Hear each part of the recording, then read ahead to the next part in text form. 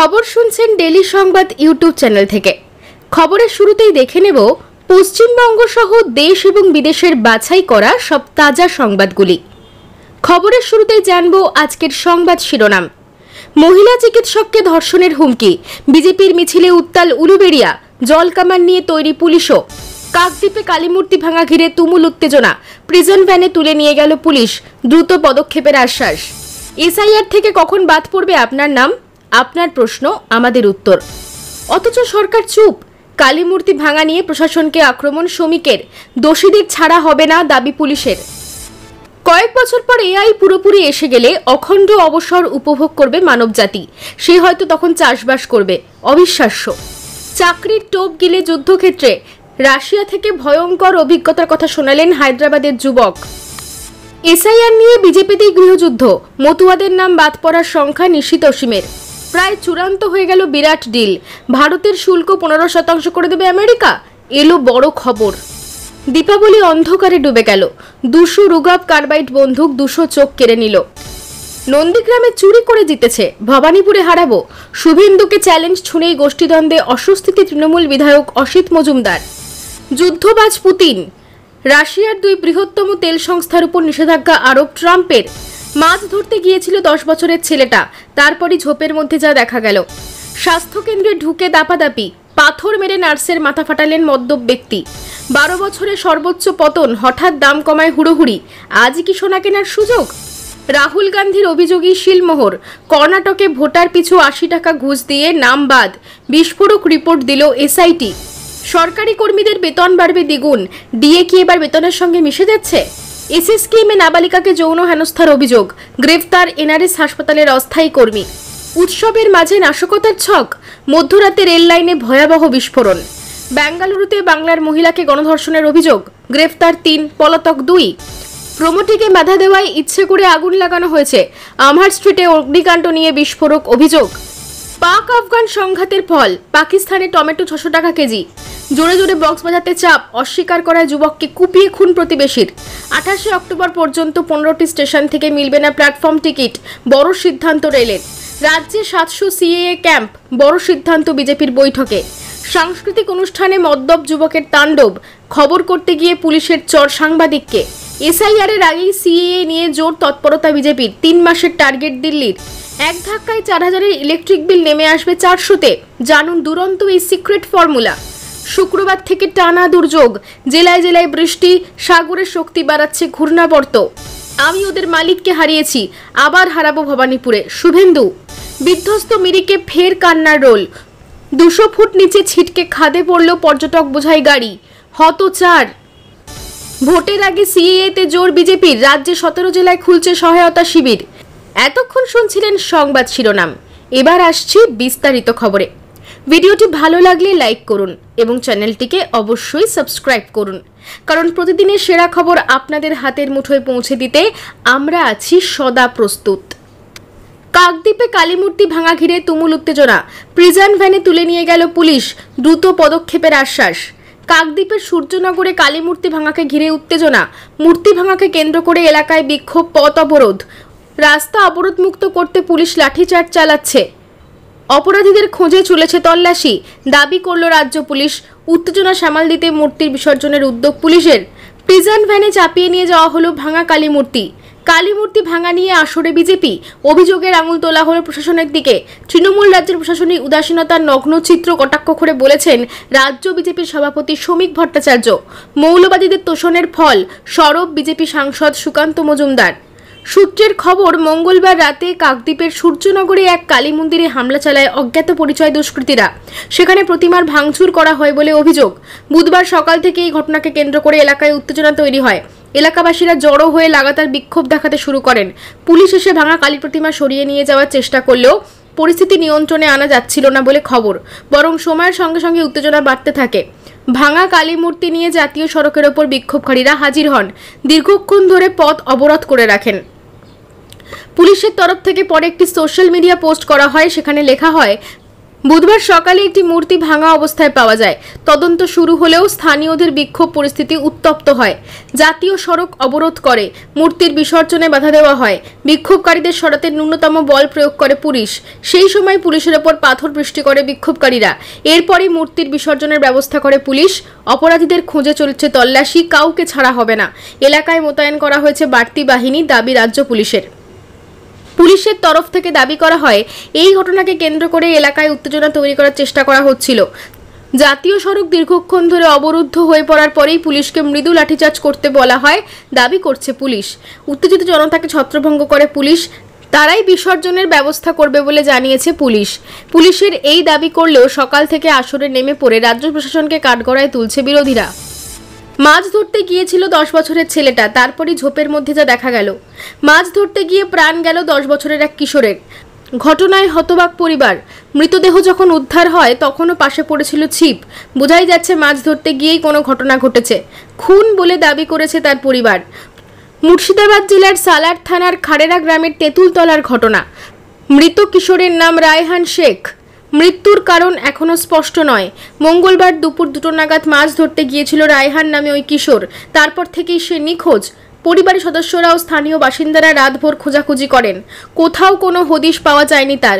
বুধবার দুপুরে স্থানীয় কিছু মানুষজন একটি ঝোপের ধারে পড়ে থাকতে দেখে রায়হানের দেহ। পাশে পড়েছিল মাছ ধরার ছিপও। খবর পেয়ে সালার থানার পুলিশ ঘটনাস্থলে গিয়ে পৌঁছয় এবং দেহ উদ্ধার করে ময়নাতদন্তের জন্য মর্গে পাঠানো হয়। ঘটনায় চাঞ্চল্য ছড়িয়েছে গোটা এলাকায়।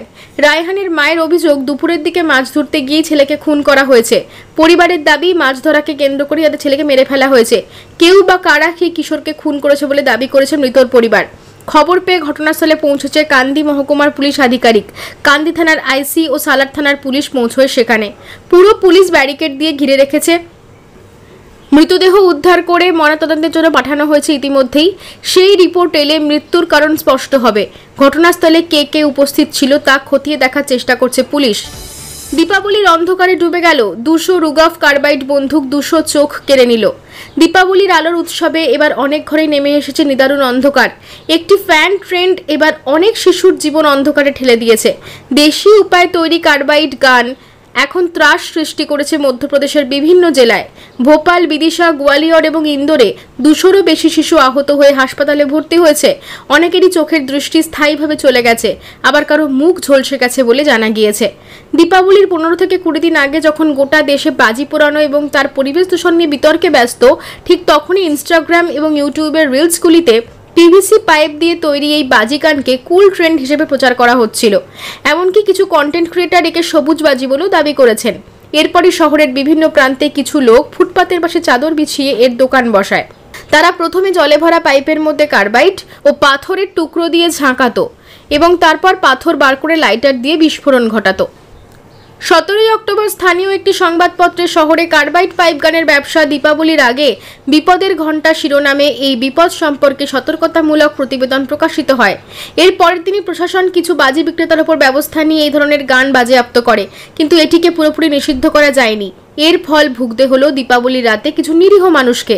শুধুমাত্র ভোপালে এই ধরনের বিস্ফোরণে 124 জনের চোখ ক্ষতিগ্রস্ত হয়েছে। এর মধ্যে সেবাসদন হাসপাতালে 41টি, হামিদিয়া হাসপাতালে 36টি, বিএমএইচআরসিতে 21টি, এইমসে 13টি, জওহরলাল নেহেরু গ্যাস রিলিফ হাসপাতালে 8টি এবং জেপি হাসপাতালে 5টি ঘটনা নথিভুক্ত হয়েছে। এই সব মানুষের চোখের ক্ষতি হয়েছে 30% থেকে 100% পর্যন্ত। 6 জনের অবস্থা এমন যে তাদের চোখ এখন প্রতিস্থাপন করতে হতে পারে। ভোপালের কাছে বিদিশাতে 25 জনের চোখ ক্ষতিগ্রস্ত হয়েছে, যার মধ্যে 5 জনের দৃষ্টি হারানোর আশঙ্কা রয়েছে। গোয়ালিয়র বিভাগে 10টি এবং ইন্দোরে 6টি চোখ জখম হওয়ার ঘটনা সামনে এসেছে। 12 বছরের সর্বোচ্চ পতন, হঠাৎ দাম কমায় হুড়োহুড়ি। আজই কি সোনা কেনার সেরা সুযোগ? 24শে অক্টোবর 10 গ্রাম 24 ক্যারেট সোনার দাম 1,25,080 টাকা। গতকালের দাম ছিল 1,25,890 টাকা। আজ 10 গ্রাম 24 ক্যারেট সোনার দাম কমে হয়েছে 810 টাকা এবং 24শে অক্টোবর 10 গ্রাম 22 ক্যারেট সোনার দাম 1,14,650 টাকা। গতকালের দাম ছিল 1,15,400। আজ 10 গ্রাম 22 ক্যারেট সোনার দাম কমে হয়েছে 750 টাকা। 18 ক্যারেট সোনার দাম 24শে অক্টোবর 10 গ্রাম 18 ক্যারেট সোনার দাম 93,810 টাকা। গতকালের দাম ছিল 94,420। আজ 10 গ্রাম 18 ক্যারেট সোনার দাম কমেছে 610 টাকা। শুক্রবার থেকে টানা দুর্যোগ, জেলায় জেলায় বৃষ্টি, সাগরে শক্তি বাড়াচ্ছে ঘূর্ণাবর্ত। সপ্তাহান্তে উত্তরবঙ্গে ফের বৃষ্টির ভ্রুকুটি। পশ্চিমী ঝঞ্ঝার প্রভাবে শুক্রবার থেকে পার্বত্য এলাকায় বৃষ্টি শুরু। শনি, রবি, সোম উত্তরবঙ্গের 5 জেলা অর্থাৎ দার্জিলিং, কালিম্পং, জলপাইগুড়ি, আলিপুরদুয়ার এবং কোচবিহার জেলায় বজ্রবিদ্যুৎ সহ বৃষ্টি। শুক্রবার দক্ষিণবঙ্গেও হাওয়া বদল। শুক্রবার উপকূলের জেলা দক্ষিণ 24 পরগনায় বৃষ্টি। শনিবার পূর্ব মেদিনীপুর এবং দক্ষিণ 24 পরগনায় বৃষ্টি। রোববার এবং সোমবারের সঙ্গে যোগ হবে ঝাড়গ্রাম জেলা। মঙ্গলবার সমগ্র দক্ষিণবঙ্গে মেঘলা আকাশ, বজ্রবিদ্যুৎ সহ হালকা মাঝারি বৃষ্টি, থাকবে অতিরিক্ত বজ্রপাতের সতর্কতা। দক্ষিণ পশ্চিম বঙ্গোপসাগরের সুস্পষ্ট নিম্নচাপ নিজের অভিমুখ পরিবর্তন করে উত্তর পশ্চিম দিকে এগিয়ে গেছে। এটি ইতিমধ্যেই গভীর নিম্নচাপে পরিণত হয়েছে।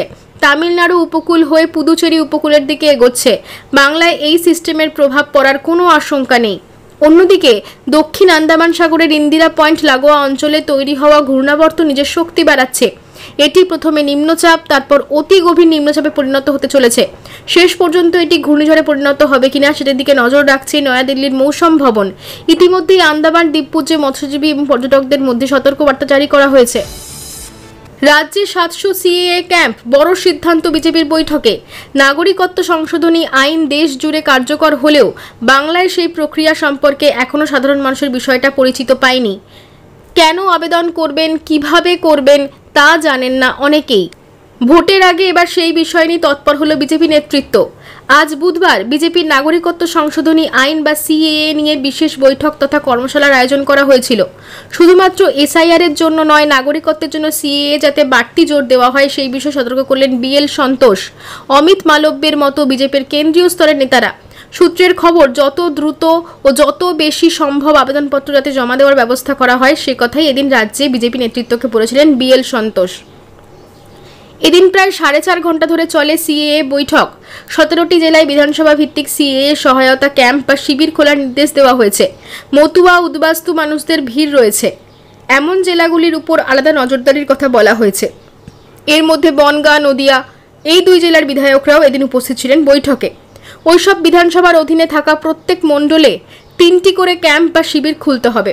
31শে অক্টোবরের মধ্যে সেই সংক্রান্ত রিপোর্ট জমা দিতে হবে দায়িত্বপ্রাপ্তদের। কারা কারা এই কাজে দায়িত্ব পেলেন, কারা দায়িত্ব পাবেন তার তালিকা দিতে হবে। এই প্রসঙ্গে বিজেপির রাজ্য সভাপতি সমীক ভট্টাচার্য বলেন, দেশভাগের সময় বা তারপরে যে পাপ করেছে কংগ্রেস, সেই পাপ মুক্তি বা প্রায়শ্চিত্ত করছে বিজেপি। আমরা বাংলাদেশি উদ্বাস্তু হিন্দুদের পক্ষে, এটা আমাদের ঘোষিত অবস্থান। তার জন্য আমরা ক্যাম্প করব, অর্থ সাহায্য করব।